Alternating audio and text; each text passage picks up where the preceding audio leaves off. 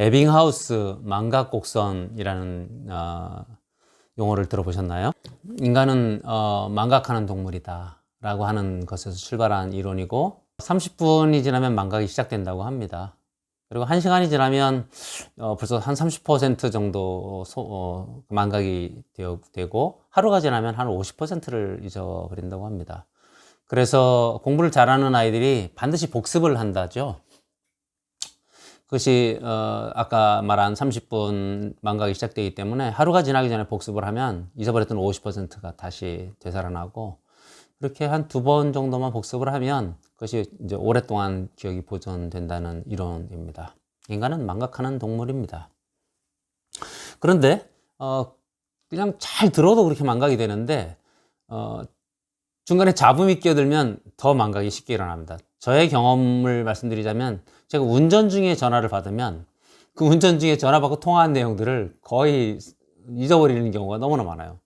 상대편이 뭐 언제 만납시다 그러면 알겠어요 이렇게 하고서 기억해야지 그랬는데, 운전 중에 통화 끝나고 나서 갑자기 다른 차가 끼어들고 막 차선을 바꿔야 되고 도로를 바꿔야 되고 막 이런 상황이 벌어지고 나면 방금 전에 통화한 내용을 까맣게 잊어버리고 도착지에 가서 그것을 기록하는 걸 잊어버린 상태로 제가 한 2번 그 스케줄을 놓쳤던 경험들이 있고, 통화했을 때 전화번호를 상대가 불러줬는데 그걸 기억한다고 해놓고 기억하지 못하는 이런 경험들이 있습니다.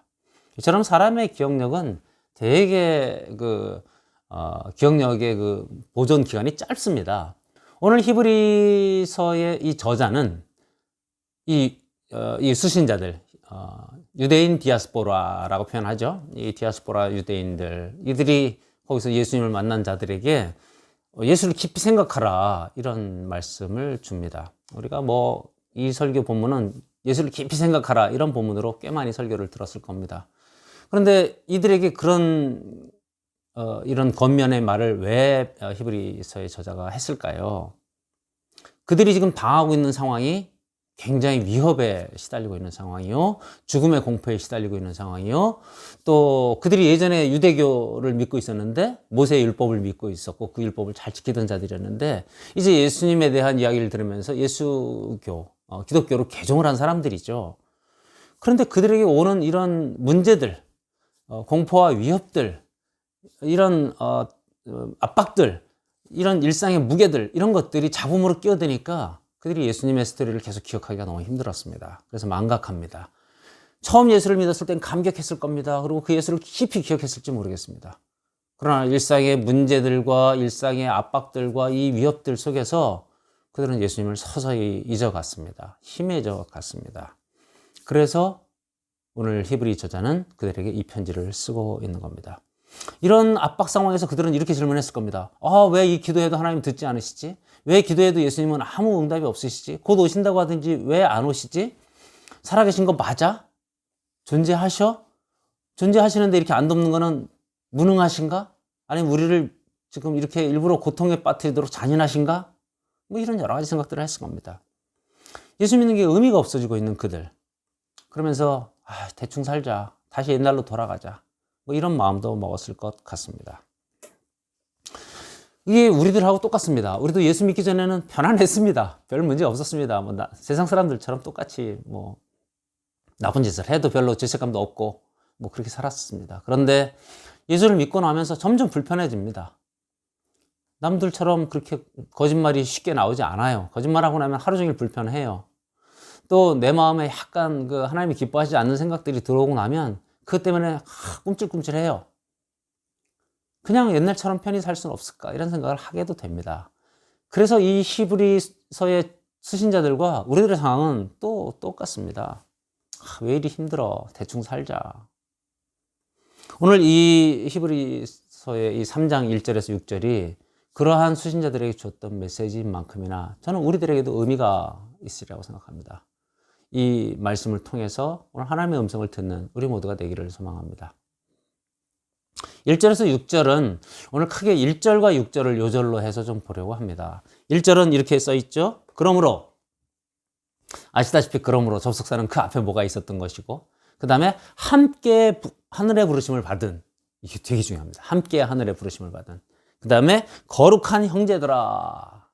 그래서 중간에 이제 믿음의 도리의 사도이신, 그리고 대제사장이신 예수를 깊이 생각하라. 이게 1절에서 또 핵심 단어들입니다. 그러므로는 어떤 것을 받을까요? 2장 전체에서 여러 가지 테마를 우리가 얘기했는데, 구원의 창시자이신 예수님. 그 구원의 창시자이신 예수님이 우리 가운데 이루어 놓으신 그 큰 구원, 이 큰 구원을 등한히 여기면 우리가 어떻게 서겠냐? 흔들려서 떠내려가지 말라. 이런 말씀을 우리가 2장에서 했었죠. 그리고 그분이 죽음을 이기셨다. 그래서 죽음을 맛보시고 죽음을 정복하시고 죽음으로부터 우리를 자유케 하셨다. 이런 것들을 우리가 2장에서 같이 묵상했습니다. 그리고 그런 고난을 직접 몸으로 체험하시고 경험하심으로써 우리를 긍휼히 여기심에 온전히 되셨다. 그분이. 이런 말씀이 2장에 있었죠. 그렇게 하셨으니, 그분이 큰 구원을 베푸셨으니, 구원의 창시자가 되셨으니, 죽음을 정복하셨으니, 그러므로 중간에 있는 거 다 빼고 예수를 깊이 생각하라.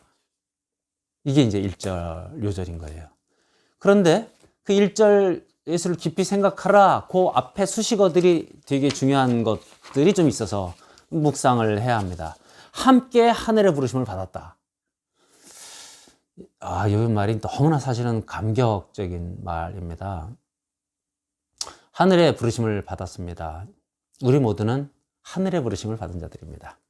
가끔 이렇게 생각해 볼 수 있어요. 우리가 전화 한 통을 받았는데 너무나 기쁜 전화를 받았던 기억 혹시 없습니까? 저는 이제 직장, 처음에 군대 제대하고 직장 들어갈 때 합격입니다. 이런 전화 받은 거. 얼마나 기쁩니까? 그때 막 뛸 듯이 기뻐서 누구한테 말해줄까, 이거. 나 합격했어. 이런 얘기 해주고 싶고. 그리고 합격하면 갑자기 이제부터 상상력이 발동하죠. 첫 월급 받으면 부모님에게 네일을 사드려야지. 두째 달 월급하고 셋째 달 월급 정도 모아서 냉장고도 사드려야지. 세탁기도 사드려야지. 그리고 나 몇 달 지나면 1년 정도 지나면 그때는 차도 사야지. 이런 상상력과 미래 계획이 생기잖아요. 소망이 생기잖아요. 직장 생활에 부르시면 그랬어요.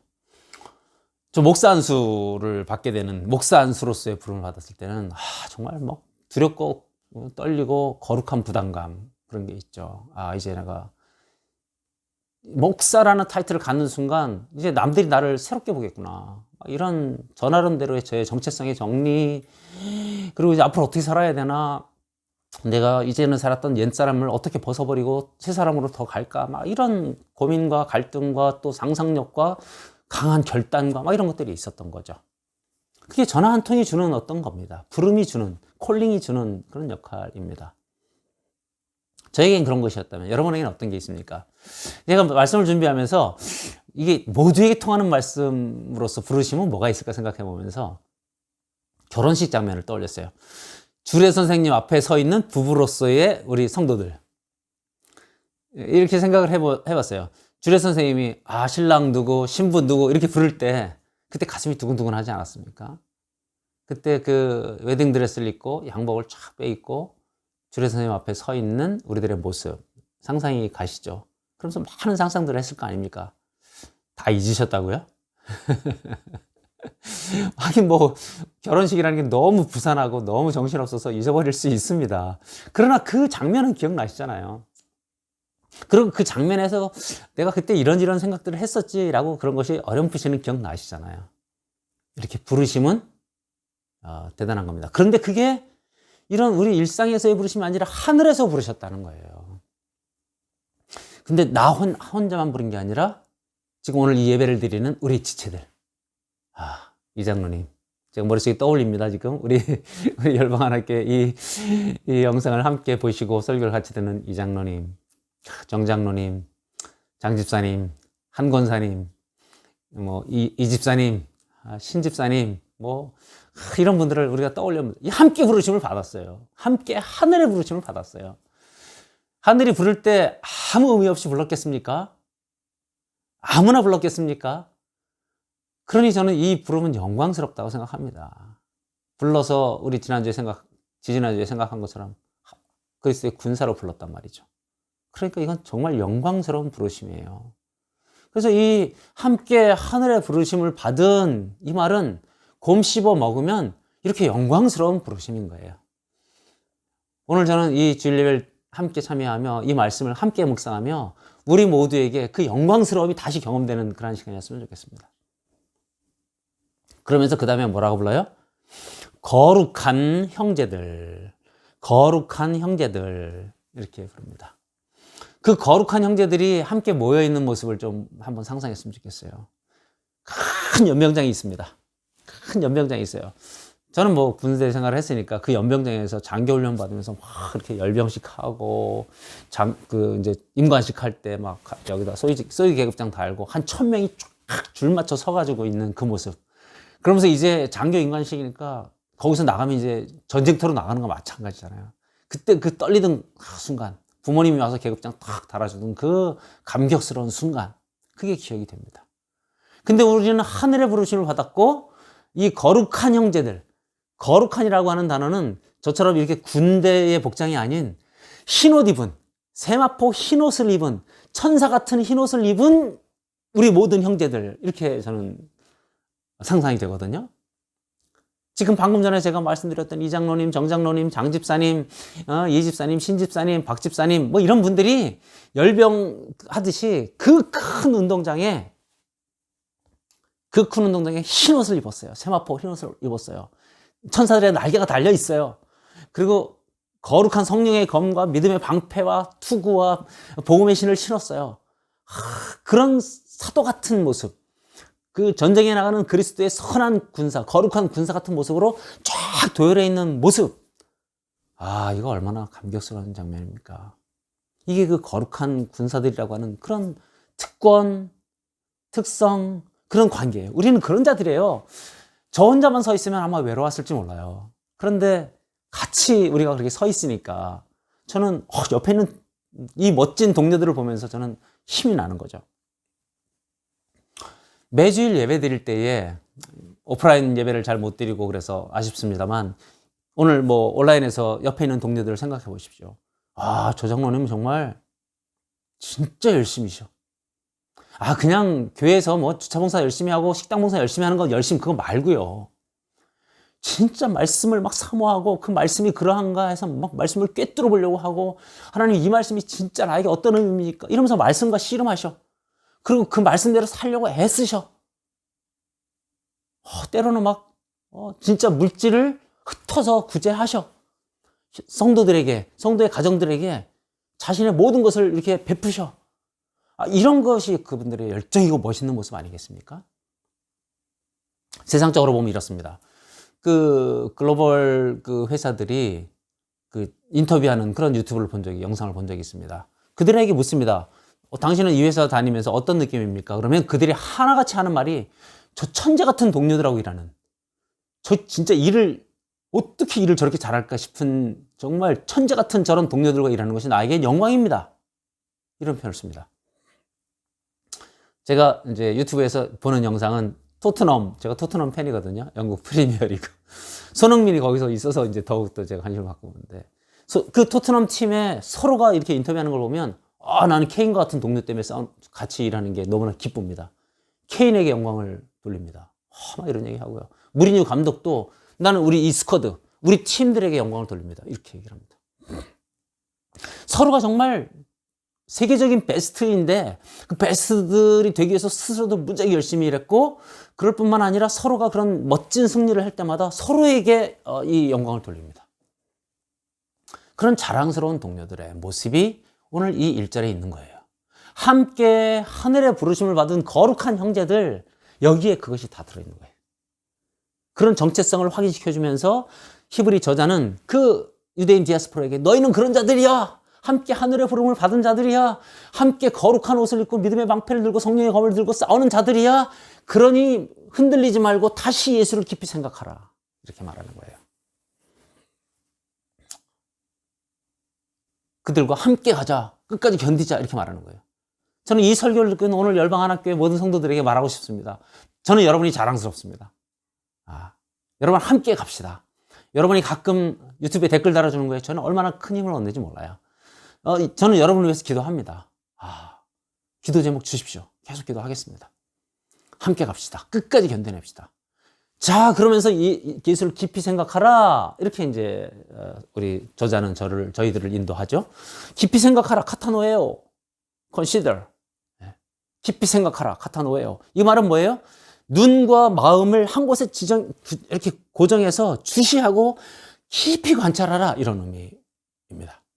이 깊이 관찰하라는 단어는 똑같은 단어가 사도행전 7장 31절에 나오는데 그 이야기는 뭐냐면 출애굽기에 나오는 그 모세가 가시떨기 나무에 불타고 있는 그 장면을 보면서 그 가시떨기 나무에 놀래서 저 놀라운 장면을 내가 다시 한번 주시해서 보리라. 이런 장면에 사용되어지는 똑같은 단어입니다. 사도행전 7장 30절하고 31절은 이렇게 표현되어 있습니다. 40년이 참에 천사가 시내산 광야 가시나무 떨기 불꽃 가운데서 그에게 보이거늘 31절 모세가 그 광경을 보고 놀랍게 여겨 알아보려고 가까이 가니 이게 그렇게 좀 전에 컨시더 카타노에요 이 단어입니다. 알아보려고 가까이 가는 것. 그것을 출애굽기 3장 3절에서는 이렇게 표현하죠. 여호와의 사자가 떨기나무 가운데로부터 나오는 불꽃 안에서 그에게 나타나시니라. 그가 보니 떨기나무에 불이 붙었으나 그 떨기나무가 불타서 사라지지 아니하는지라.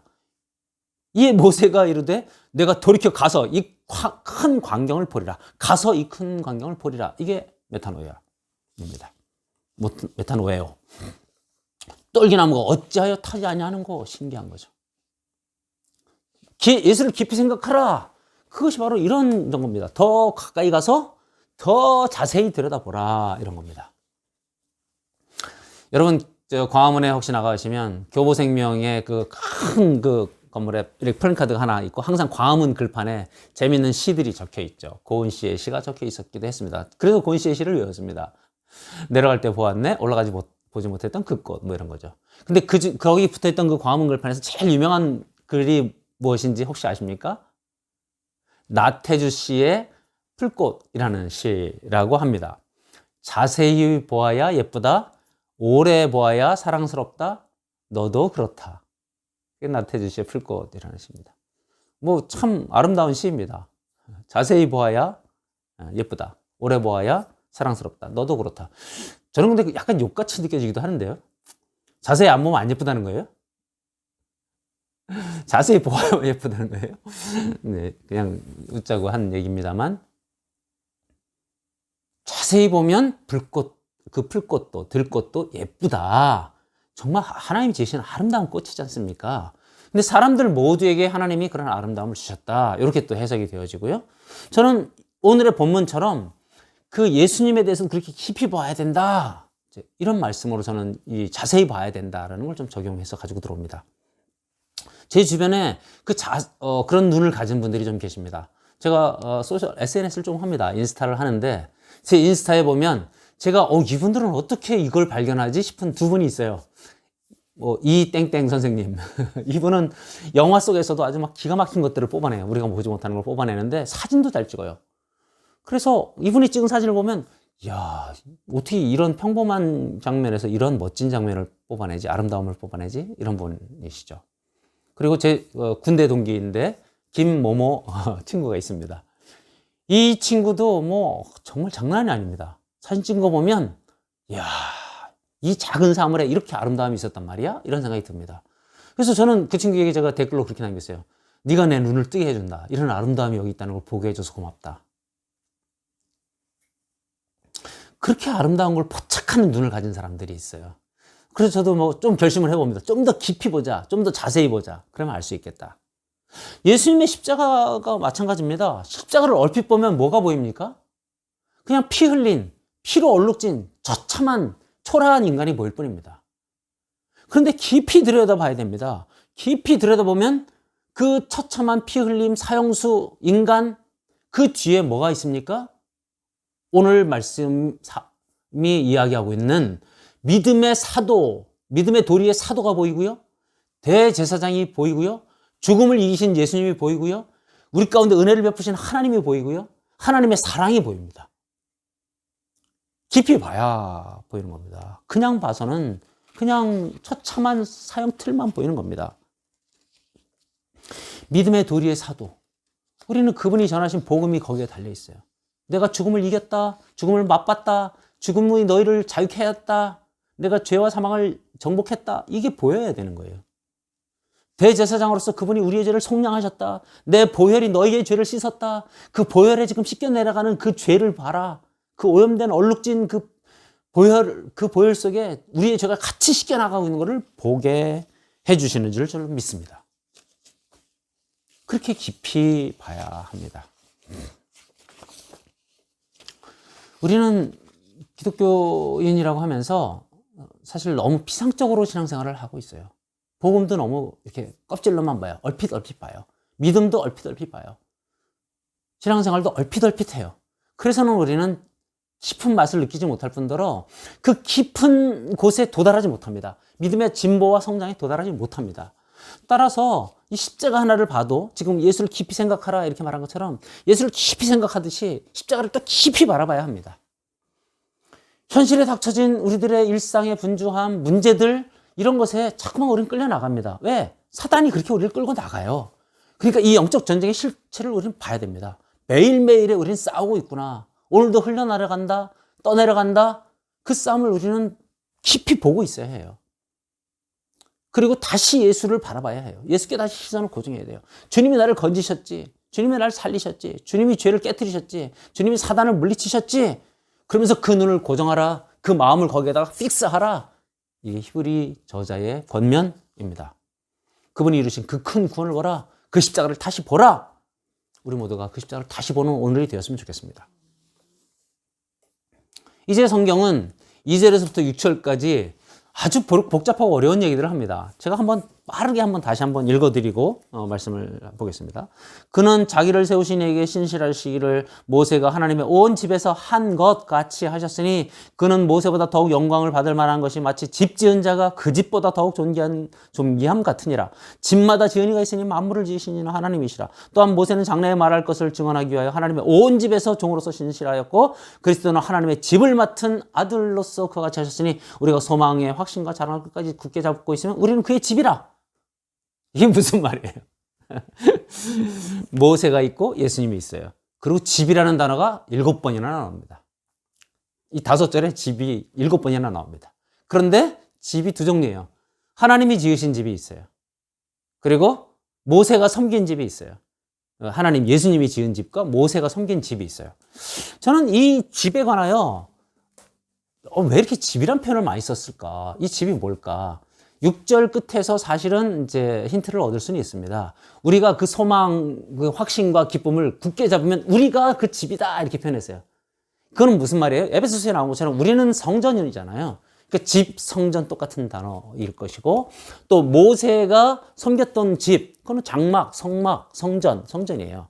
따라서 여기서 집이라는 단어는 성전으로 치환해도 크게 무리가 없다 생각합니다. 왜 이렇게 집이라는 단어를 많이 썼을까? 제가 혼자 상상해 보면 이렇습니다. 히브리서를 받는 수신자들은 평소에 이 저자와 상당히 교감이 있었던 그런 공동체입니다. 왜냐하면 이런 거침없는 말들을 많이 쓰는 것을 봐서는 이미 그런 교감이 있었다. 신학자들이 이렇게 해석합니다. 그걸로 봐서 이 저자가 집이라고 했을 때 그들은 다 성전으로 다 알아먹었다. 이렇게 이제 판단을 합니다. 그래서 이 집이라는 게 있는데 이 집은 두 종류입니다. 모세가 섬겼던 집, 그리고 예수님이 돌보는 집. 모세가 섬겼던 성전, 성막, 그리고 예수님이 직접 돌보셨던 성전, 우리들. 이렇게 두 가지의 집이 있는 것이죠. 그러면서 이 저자는 이렇게 말합니다. 모세가 섬겼던 성전, 성막보다 예수님이 직접 돌보신 성전, 성막 둘 중에 무엇이 더 중요하고 무엇이 더 크냐? 모세는 그 성막에 그렇게 신실하고 충성한 사환, 종으로서 이렇게 섬겼는데 그것도 그렇게 뛰어난 것이라고 말할진데 예수님이 직접 돌보시는 이 성막, 성전, 우리들 그리고 예수님이 직접 우리를 지으신 분이 돌보시는 이것이 더 크냐? 모세의 율법이 더 크냐? 이렇게 말하는 겁니다. 그 배경엔 이런 게 숨어 있어요. 아까 서두에서 말한 것처럼 그들이 위협과 이 죽음의 노출, 두려움의 노출 그래서 자꾸 옛날로 돌아가려고 해요. 유대인이었잖아요. 모세의 율법으로 돌아가려고 해요. 그게 편하잖아요. 그때는 별로 걱정 없었어요. 근데 예수를 믿기 시작하니까 핍박이 들어와요. 위협이 들어와요. 죽음의 공포가 따라 들어와요. 그러니까 내가 예수를 믿는 게 무슨 의미가 있을까? 예수님은 오지 않아요. 기도해도 오지 않아요. 그러니까 갑자기 예수님을 버리고 다시 유대교로 돌아가려고 하는 이들의 모습이 있었거든요. 그렇기 때문에 이 말씀을 하는 거예요. 모세율법 괜찮다, 좋다. 그러나 그것보다 더 중요하고 더 완전하고 완성된 예수님의 이 복음, 이게 더 소중한 것이다. 이 말을 지금 하고 있는 겁니다. 과거에 쉬운 일, 과거에 쉽게 했던 일, 익숙한 것, 편안한 것, 그것으로 돌아가고 싶은 것이 인간의 본성이죠. 출애굽기에 보면 출애굽 사건에서 출애굽기 16장에는 이런 기록이 나옵니다. 이스라엘 자손이 그들에게 이르되 우리가 애굽 땅에서 고기 가마 곁에 앉아 있던 때와 떡을 배불리 먹던 때에 여호와의 손에 죽었더라면 좋았을 것을. 너희가 이 광야로 우리를 인도해내어 이 온 회중이 줄여 죽게 하는도다. 애굽의 고기 가마, 그 가마 곁에 고기가 질비했던 그 고기 가마 옆에 있었던 때와 떡을 편히 많이 먹었을 때가 내가 참 좋겠다. 차라리 거기서 죽었으면 좋을 걸. 왜 이 광야까지 끌고내서 이렇게 가나안으로 가고 있는 거잖아요. 젖과 꿀이 흐르는 가나안으로 가고 있는 이들이 하는 말입니다. 이게 지금 인간의 본성을 얘기해요. 지금 조금 힘들면 과거에 편안하고 노예 생활이 좋았다는 겁니까? 그 채찍 맞으면서 그 고통스러웠던 생활이 좋았다고 말하는 거예요. 얼마나 어리석게 생각됩니까? 일견 이해가 되기도 합니다. 지금 당장 배고프니까. 그런데 이게 말이 되냐 이거예요. 그때 우리의 생명의 근원이 뭔지를, 그래서 예수님이 이렇게 말하는 거죠. 너희가 떡으로만 살 것이 아니요 하나님의 입으로 나오는 모든 말씀으로 살 것이다. 마태복음 4장 4절. 우리의 생명의 근원은 떡도 있습니다. 몸도 살아야죠. 그러나 진짜는 하나님의 말씀, 하나님 주시는 그 부활 소망, 천국에 대한 소망. 죽어도 좋은 거잖아요. 근데 그걸 모르고 이스라엘 백성들은 애굽이 좋았다, 노예 생활이 좋았다 이렇게 말하는 겁니다. 한심하지요? 한심하다고 말할 때 우리도 한번 우리를 돌아봐야 됩니다. 그들이 어리석어 보이지만 당장 우리에게 먹을 것, 입을 것에 대한 걱정이 얼마나 자주 우리를 찾아옵니까? 솔직히 우리는 지금 먹고 사는 거에 그런 걱정이 없어서 그렇게까지 자주는 아닐지라도 이 코로나 사태에서 우리나라 말고 다른 나라의 대형 마트에서 벌어진 사건들을 보면 인간의 모습이 그런 거예요. 대형 마트가 막 동인하고 서로 막 그야말로 물 하나, 휴지 하나를 가져가려고 서로 막 머리를 쥐어뜯고 싸우잖아요. 죽음의 공포 앞에서 인간은 그렇게 변질되는 겁니다. 만약에 우리나라도 코로나가 이 정도로 이렇게 제어되지 않았다고 한다면 우리는 어떻게 했을까요? 저는 우리도 별로 다르지 않았을 것이다. 이런 생각을 합니다. 저자는 오늘 두 가지 집을 얘기하면서 우리에게 얘기합니다. 모세의 집이 좋으냐? 아니면 예수 그리스도가 직접 만드시고 돌보신 그 집이 더 영광스럽냐? 선택하라. 이렇게 말하는 겁니다. 이제 한번 생각해 보십시오. 우리는 지금 그 히브리 수신자들처럼 지금 나 정말 옛날처럼 편하게 살고 싶어. 그런 생각을 하고 있습니까? 그러면 우리 머릿속에 예수님에 대한 형상이 희미해져 있기 때문에 그렇습니다. 예수님이 그 십자가에서 이루신 그 일이 희미해져 있기 때문에 그렇습니다. 그래서 다시 깊이 예수를 생각하라. 이 히브리 저자의 이 강렬한 권면이 다시 우리에게 들려져야 합니다. 보혈 피를 흘려서 우리 죄를 씻으시고 우리를 이루신 그 큰 구원을 다시 생각하라. 이렇게 말하는 겁니다. 말씀을 정리해가면서 이렇게 말할 수 있을 것 같습니다. 예수님이 우리에게 답입니다. 믿습니까? 이 희미해지는 이 세상, 일상에 막 무너져가는 우리들, 그 다음에 정말 절망 속으로 점점 끌려가는 우리들에게 예수님이 답이십니다. 그래서 6절은 이렇게 말하는 거죠. 6절을 제가 다시 한번 읽어드리겠습니다. 그리스도는 하나님의 집을 맡은 아들로서 그와 같이 하셨으니, 이거는 이제 아까 모세가 하나님이 주셨던 그 성전에 충성하셨다, 요것과 똑같이 예수님 직접 만드신 분이신데, 창조주이신데도 불구하고 그렇도록 우리를 돌보셨다 이 말이고요. 그 뒤에 우리의 소망의 확신과 자랑을 끝까지 굳게 잡고 있으면, 우리의 소망에 뭐가 있냐면 확신과 자랑. 근데 원어로는 확신과 기쁨이에요. rejoicing. 그 다음에 confidence. 이 두 가지를 확실히 끝까지 굳게 잡고 있으면, 히브리서저는 끝까지 굳게 잡고 있는 것을 나중에 4장, 5장 쭉 넘어가서 계속 얘기합니다. 끝까지 굳게 잡고 있으면, 그러면 뭐라 그래요? 우리는 그의 집이다. 우리가 끝까지 잡고 있지 않으면 우리는 그의 집이 아닐 수 있다는 거예요. 그러니까 끝까지 잡고 있으면 그의 집이 되고 그러면 예수님이 돌보시는 성전이 된다는 거예요. 그러면 이 끝까지 잡고 있다는 것이 뭘 의미합니까? 예. 우리의 어떤 액션이 필요한 거예요. 그래서 구원받으면 아무것도 안 해도 돼. 이 말은 틀렸어요. 우리가 계속 믿음 안에 머물러야 돼요. 예수 안에 머물러야 돼요. 주 안에 있어야 해요. 포도나무에 붙어 있어야 해요. 성경은 계속 그걸 얘기하고 있어요. 제가 지난주에도 한번 말씀드렸던 그런 명구 중에 하나입니다만, 제가 영화의 한 장면으로 얘기했죠. 어떤 그 전투에 나간 그 고참 베테랑과 신병, 두려움에 떨고 있는 신병에게 그 고참이 이렇게 말했다는 거잖아요. 두려움은 반응이다. 그러나 용기는 선택이요 결정이다. 다 두려워요. 전쟁에 막 이렇게 위협받고 있을 때는 다 돌아가고 싶어요. 두려움은 반응이에요. 그런데 내가 남아있기로 결정하는 것, 그거는 그 용기는 선택이에요. 결정이에요. 저는 이 말을 이렇게 좀 바꿔봤어요. 망각은 반응이에요. 우리가 막 일상에서 막 이렇게 하다 보면 망각은 자연스러운 거예요. 근데 그걸 기억하기로 작정하는 것, 그거는 선택이에요. 그래서 우리는 계속 기억하려고 애를 쓰는 거예요. 그래서 이스라엘 백성은 가는 데마다 기념비를 세우고 절기를 세웠어요. 여호수아 4장에 보면 요단강 도하 작전이 나오죠.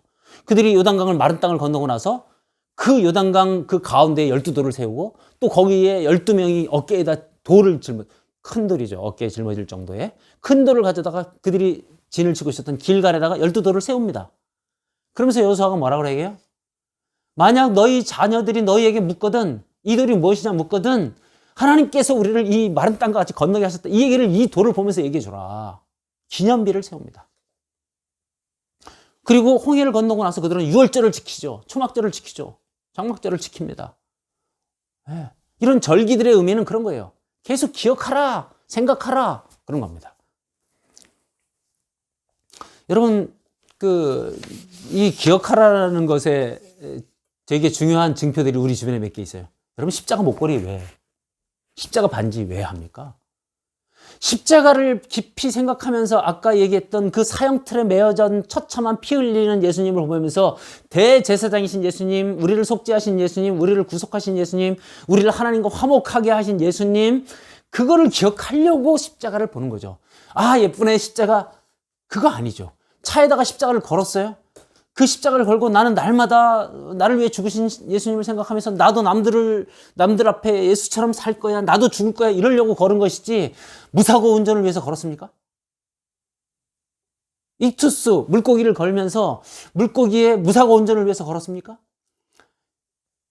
초대교회 성도들이 익투스를 만드는 건 뭐예요? 너는 거룩한 성도야, 나도 거룩한 성도야, 너랑 나랑은 죽을 수도 있어. 그러니까 이 물고기를 보면서 너랑 나랑은 숨어있는 비밀 용사야, 그리스도의 군사야, 이걸 기억하자. 그게 익투스였다는 거 아닙니까? 근데 지금은 무사고 어리석죠. 주일날 나옵니다. 주일날 왜 나옵니까? 이 주일마다 우리는 예수님을 다시 생각하고 하나님을 다시 생각하고 그분이 우리 앞에서 어떻게 죽으셨고 왜 죽으셨고 그 하나님 우리를 얼마나 사랑하시는지를 기억하는 것이 주일 예배 아닙니까? 근데 주일 예배 털리고 말씀 들었어. 말씀 좋았네. 오늘 예배 은혜스러웠어. 찬양 너무 좋았어. 그리고 집에 들어가서 나는 하루의 일주일의 의무를 다 했어. 그것으로 주일 예배입니까? 그거 아니에요. 그 속에 깊이 들어와서 제대로 된 것을 기억하고 제대로 된 것들을 생각하는 것, 그것이 십자가요, 그것이 익투스요, 그것이 주일 예배입니다. 저는 오늘 주일 예배에 참석한 모두들에게 저는 다시 우리가 더 깊이 보기를 권면드립니다. 이 예배 드리고 이 설교를 듣는 것이 단지 김석진의 말이 아닙니다. 제가 하나님의 말을 어떻게 제가 잘 해석해서 전달해 드릴까를 고민하는 사람입니다. 저를 보지 마십시오. 제가 말하는 말 뒤에 하나님이 얘들아 십자가를 제대로 봐라, 깊이 봐라, 얘들아 그 물고기 왜 다니, 이 주일 예배 왜 나오니, 그 하나님의 음성을 들으시는 여러분들 되시길 바랍니다. 예전에 저에게 은혜를 주셔서 기념비를 세우는 작업을 딱 한 번 멋지게 했던 적이 있습니다. 30년 전에 저희 딸 하은이가 가와사키라는 병에 걸려서 진짜 되게 위험한 상태였어요. 치료약도 없어서 한 20일간 입원해 있었는데 그때 기도 가운데 하은이가 이제 잘 완치가 됐습니다. 그때 제가 다녔던 그 영등포 교회에 두란노에서 이렇게 그 당시 작은 돈이 아니었습니다. 그 당시 한 130만 원? 이 정도 됐던 걸로 기억하는데, 30년 전에 130만 원이니까 작은 돈 아니죠. 그런 그 교회 도서관 꾸미기 운동 이런 걸 했었어요. 그거를 제가 저희 딸을 위한 그 기념비로 영등포 교회에다 이렇게 기증을 했습니다. 그 뒤로 한 번 더 가볼 기회가 있으면 딱 한 번 가봤네요. 네. 남아있긴 하더군요. 그리고 나서 지금 한 15년, 20년 지나서 지금도 있는지 모르겠습니다만 그 기념비를 세웠던 기억이 오래오래 남습니다. 우리 딸을 살려주신 하나님. 여러분의 삶에, 우리 열방하나교회 성도들의 삶에 하나님을 기억할 만한 사건들이 있으면, 또 내가 이건 꼭 기억해야겠다 싶으면 그런 것들을 기념비로 세우시고 기념일로 만드시고 계속 그것들을 기념함으로 우리가 하나님을 정말 단단히 기억하고 예수님을 단단히 기억하는 모든 성도들 되시기를 주님의 이름으로 축원합니다.